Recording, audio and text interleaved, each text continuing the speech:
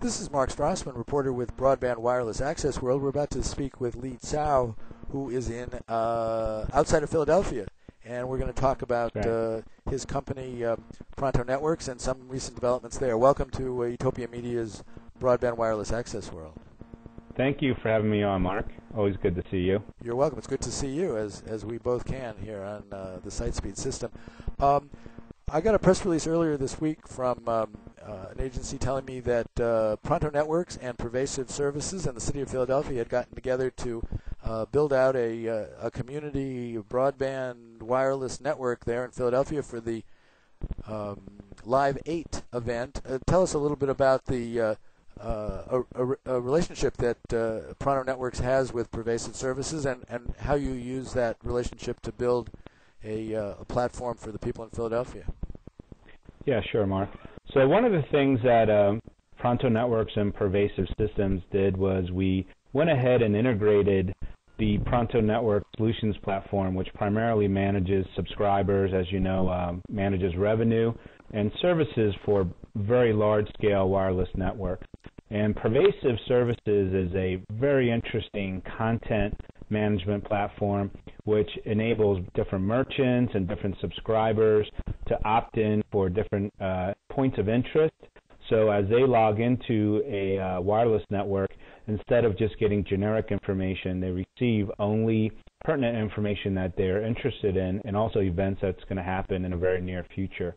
Okay, give us just a little example of what a typical merchant would do with this, and then what a typical consumer would do to take advantage of it using the combined Pronto and Pervasive system. Okay, that's fine. So to use a specific example at the Cloud at Philadelphia, which is the name for our wireless network between the Love Park and Philadelphia Art Museum area, let's say you and I were at that wireless network right now, and we were registering ourselves to the network. Instead of just typing in your credentials and possibly your credit card information, the cloud will also ask you, what are some of your interests? Okay, are you interested in jazz music? Are you interested in the Philadelphia Museum of Art? Or maybe you're not interested in the sports. So based on the profile that you build for yourself, the next time that you log in, or also on your cell phone, because there's a SMS component to the cloud as well. For example, if the Zanzibar Blue, who happens to be a merchant on the wireless network, if they were having a concert later on tonight, they could give you advance warning or advance notice saying, hey, stop by the Zanzibar between 8 p.m. and 10 p.m. and get certain discounts or certain keywords, and it's kind of like a all-encompassing content management platform. What I mean by that is, theoretically, the Pronto value chain enables a subscriber to pay to become part of the network, deriving revenue for the service provider, and then furthermore, the Zanzibar Blue as a merchant pays to be able to communicate with the subscribers. And let's say you bought the tickets to the jazz concert off of the cloud, well then theoretically the service provider gets a cut of the concert tickets as well. So it's much more. Yeah, and from the point of view of the user, it's essentially an opt-in marketing scheme. So they can say, I want to know about jazz concerts, I want to know about 1 hour only ice cream specials that are going to be available. And then the merchants interface through this platform and can send out, as you said, an SMS message to everybody who likes ice cream and say, our coolers have just gone down, we got to get rid of this in an hour, we're giving it away, or we're selling it at a low price, and everyone can swarm the ice cream parlor. Yeah, that's certainly one of the applications. For example, Live 8, which was the big concert, I think it drew close to 500,000 people to the Love Park area. As a matter of fact, when the Live 8 concert was close to being over, a message went out from the Philadelphia Cloud saying, hey, for you diehard concert goers, if you still need more music, there's live music going on at this particular location. And so if you weren't too tired, you can go ahead and go to this other venue. Okay. What kind of commercial relationship is there between Pervasive Services and Pronto? Is it a joint venture? You're hiring them, they're hiring you. How's that working? No, primarily it's just a good, tight partnership. So what we found is there's a lot of synergistic features between Pervasive Systems and Pronto Networks. Pervasive brings the enhanced user registration and the profiling, as well as the merchant and the commerce platform. And that sits very well, right in front of Pronto's, what some people call the back office, which is the subscriber management, the revenue management, and the network services management. So together, the name that Pronto uses is the Pronto Enhanced Content Services, which is the pre-integrated version of our two products. Okay. Are you going to be continuing to integrate this and offering it as a package to existing or future networks? Yeah, absolutely. So obviously, Pervasive Services has a line of business by themselves, and Pronto Networks, we have many, many customers, by ourselves. But jointly, we are pursuing not only a city project, but anybody with a large network and a large subscriber base, which can take advantage of this. Okay. Say something more about possible applications, in particular how individuals can use it to produce content that they want distributed, news, gossip, or businesses wanting to advertise their products and services. Yeah, in its most basic form, it's fully leveraging the power of the internet, right? So even right this moment, you and I are riding a public internet to communicate via video and audio to each other. In that same manner, the Pervasive system is really a conduit. It's a platform on which different merchants can reach their constituents, which is the subscribers, and subscribers can reach interesting, vendors and interesting areas that they've told the system that they would like to be informed. So together, what we can do is drive information, drive the revenue, basically bring all parties closer together, which is one of the real levers of leveraging the internet. So in fact, for example, merchants could, using the same technology we're using here, which video cameras and site speed video conferencing, they could when they get to the store in the morning, they can say, here are our specials, and come on down, and they can record it, send it to their server, and then through the combined Pervasive Pronto network, people who then that can be, could that be podcast, or how does this fit in with podcasting, or could it be made available to those customers users who've said, we want to know about food, clothing, legal services, whatever? Right. There's two components of the cloud specifically. For example, during Live 8, Pervasive Services really went out of their way and recruited a lot of reporters on the street. People were sending in snapshots of the concert. People were doing live interviews on the fly. And all of that was posted in real time back to the PhiladelphiaCloud.com using, interestingly enough, the cloud itself as a wireless backbone, right? So, yeah, all that is certainly possible. There are certain, technology limitations associated with SMS, meaning it's short messaging, and it's limited to how robust the content could be pushed on SMS. But certainly on the personalized portal aspect of the cloud, anything that you can push out to the web can be presented to you in a very personalized fashion, kind of like My Yahoo or other personalized portals. So any live video, certainly you can envision an application in the future where if you told any platform, including the cloud, the type of food that you liked, where you worked, and then in return it could push out to you things like your dry cleaning is ready, your lunch is ready, anything that you wish. Now, how integrated into this system are cell phones? Today it's limited to cellular data manifested by SMS, but technologies like IVR, things like that are evolving all the time. So to the degree that cellular and IP becomes converged into one technology, you can definitely utilize the IP layer and push all these different services onto the handset. Now, so the handset will be less like a phone, more like a computer. Now, how much more will it be like a recording studio or a television studio? Can people use a cell phone now, say a state-of-the-art cell phone that does video snippets and still photos?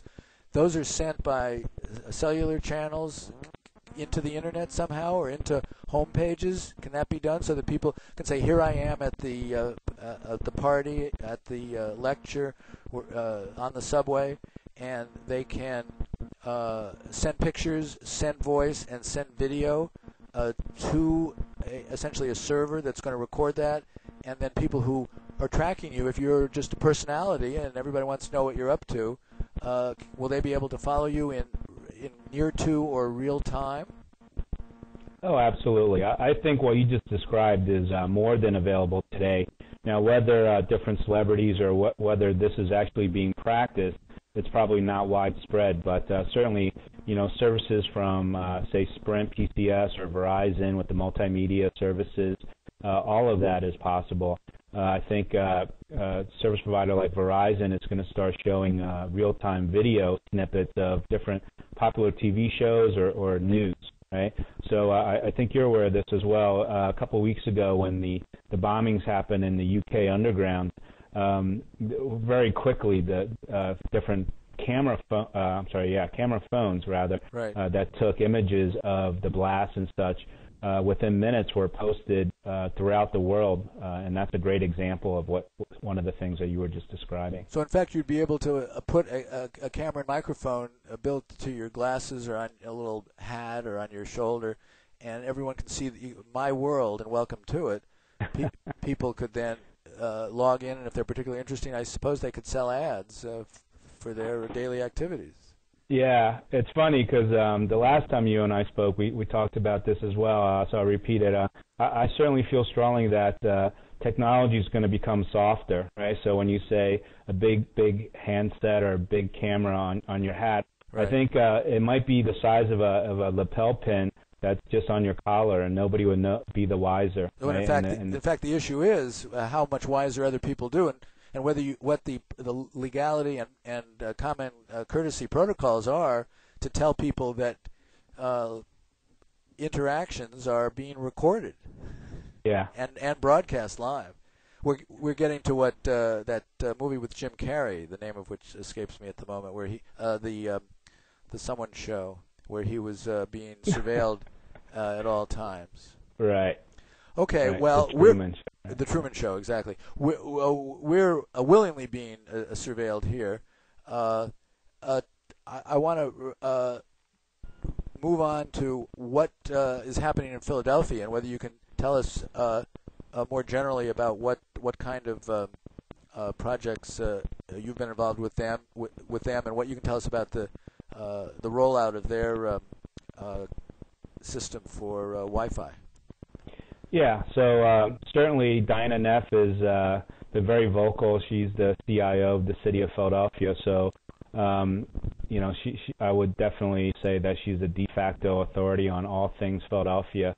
What Pronto Networks has been doing is that we've been part of several different consortiums. So for one, we've been involved in the Love Park trial, which is probably the most visible of all the trials. So that's the 1 or 2 square mile area between Love Park and the Philadelphia Art Museum and the Live Aid concert and such. So we were asked to become the subscriber management system for that, along with pervasive systems. One of the other interesting projects that we've been involved in was with a different consortium led by AT&T, also with Lucent Professional Services, Bel Air, and Ninth Wave Media, and that's with the Omni section of the city. Just earlier this week, boy, it was hot that day, but it was about 105 degrees. But they just did a launch event where about a 1 square mile area in the Cheltenham or the 5th and Nedrow section of Philadelphia now has full free wireless broadband internet for 12 months.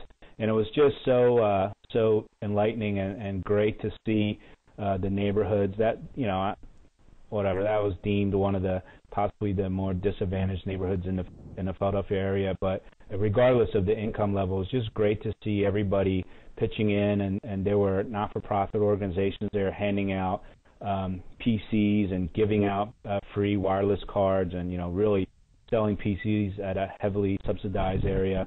The mayor showed up and was looking into the wireless network. There were various church organizations and senior associations. It really manifested itself when people are saying things like the digital divide or disadvantaged neighborhoods, the power that technology can bring to try to enhance the lives of people that otherwise don't have the same advantages of us sitting here in our respective offices. Right. Are you involved in any of the consortia that are bidding to build the Philadelphia wireless system?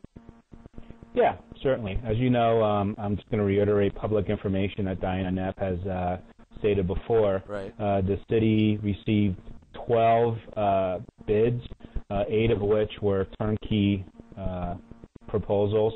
Out of those 8, they've selected 3 finalists, led by HP is one. The second is led by AT&T, and the third is led by Earthlink, with various consortium members representing, the hardware and the back end, the OSS, what Pronto does. So yeah, we've been, certainly heavily involved with many of the members, including some that are still part of the finalists, and we're all just working with the city until a decision is reached. Okay. One last thing I want to raise is the issue of government regulation of the kind of municipal broadband system that you've already built part of and may be involved in building more of. Senator McCain, John McCain of Arizona, has introduced a bill that would assert affirmatively the right of municipalities to offer broadband services to their citizens. Senator Ensign from Nevada has introduced legislation that would explicitly prohibit them from doing that. Presumably they're going to work this out in the Senate. From where you're sitting, what's the importance what's the importance of what the government is talking about, and how do you think it will impact what's going on, and what, if anything, are you doing to move things in a direction that you think would be most positive? Right. So, as you know, different parties have extreme views. I have some personal views and also on behalf of Pronto. So, on behalf of Pronto, we're a software company, so we count on our customers the entire spectrum of people surrounding this debate, right? So we have customers that are Tier 1 service providers like MCI and SkyTel that we build projects with. And then we have complete private enterprises, Fortune 500 companies or just private organizations that we count as our customers. And then we also, for example, the City of Philadelphia is really a public and private partnership where the city has created Wireless Philadelphia as a not-for-profit entity to work with the city, right? So it's to me very obvious that rather than one side trying to block the other side, the right thing to do is to all cooperate, and I guess that equals private-public partnerships, which I'm certainly for. As far as different senators introducing bills to usurp each other's views, my personal views lean on freedom of choice, right? So if I had to choose between letting the private and public sectors either partner or compete and let the market forces dictate who's the better provider of telecommunications, and whether it's Philadelphia trying to solve the digital divide, which was, I saw firsthand last week in the Omni project, or whether it's service providers like Comcast or Verizon asserting that they're better qualified to deliver service.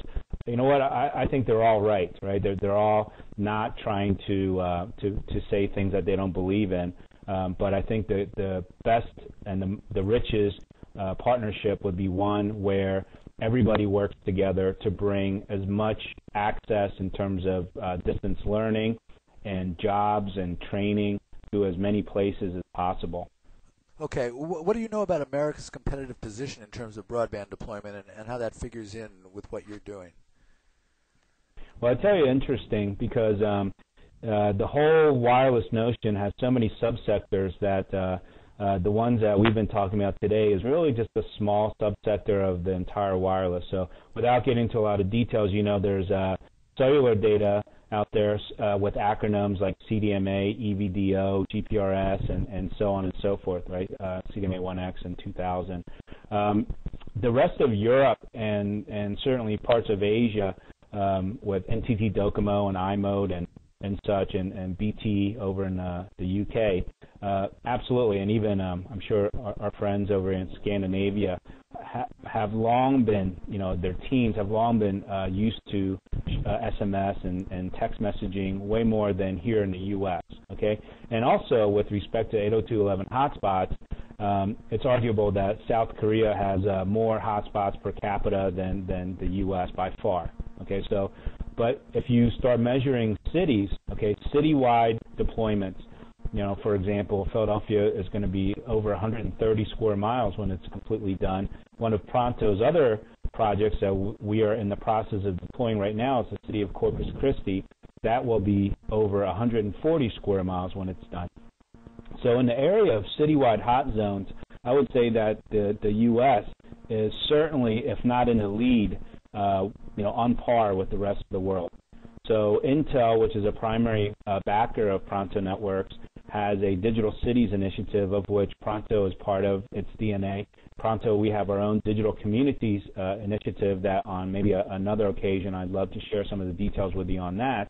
But primarily, Intel and Pronto and several others are out there trying to make sure that we transform not only cities but governments and the way that business processes are carried out throughout a region, whether it's just a city or an entire state, becomes transformed, much like the way that different technologies have really enabled into the information age over the past year. So if you chop it up into the different segments, specifically with citywide networks, I feel that the U.S. is certainly on par, if not leading the charge. What do you know about other cities besides Philadelphia who are looking into the possibility of doing what Philadelphia is doing, or something similar related? Well, yeah, I think somebody recently told me that if you did a Google search on Diana Neff, you would get literally thousands of responses, and I think that's indicative of how important the City of Philadelphia project is to the entire movement.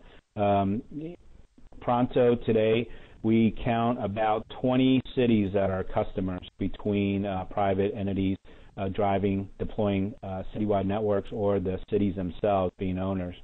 Places like Chaska, Minnesota, Lompoc, California, Corpus Christi that I mentioned, and there's literally hundreds that we're working with right now.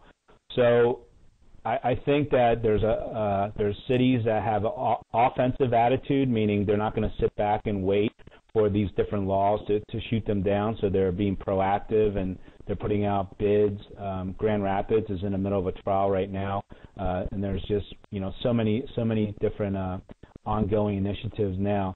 But I say as a whole, though, a couple of hundred may seem like a lot, but there's literally thousands and tens of thousands of cities throughout the U.S. So there's a fair amount that I feel are waiting to see what's happening with the existing city initiatives and trying to decide what they should do next. So it's going to be important that Philadelphia work well, isn't it? Yeah, I think it's important that Philadelphia works well in a whole bunch of different dimensions. Certainly it has to work well from a technical perspective. Typically when people think about these networks, they still think about radios and antennas and towers and backhauls and bandwidth, all the real techie stuff. But I think as this whole industry matures, people will care less about what people call speeds and feeds, and care more about the business and society and political impacts of these different projects. So so I can absolutely say that Philadelphia has to succeed from a technical perspective. It has to succeed from a business case perspective, and also has to succeed from a political and also a social perspective, meaning the claims that it's aimed to conquer the digital divide has to work. Its claim that it can stand on its own as a business has to work, and its claim that it can deliver true high-speed broadband over a 130 square mile area also has to work. How high a speed broadband is it promising to deliver? I think it was stated publicly in the RFP that the burstable bandwidth was about 1 megabit, which certainly compared to dial-up, it's a significant improvement.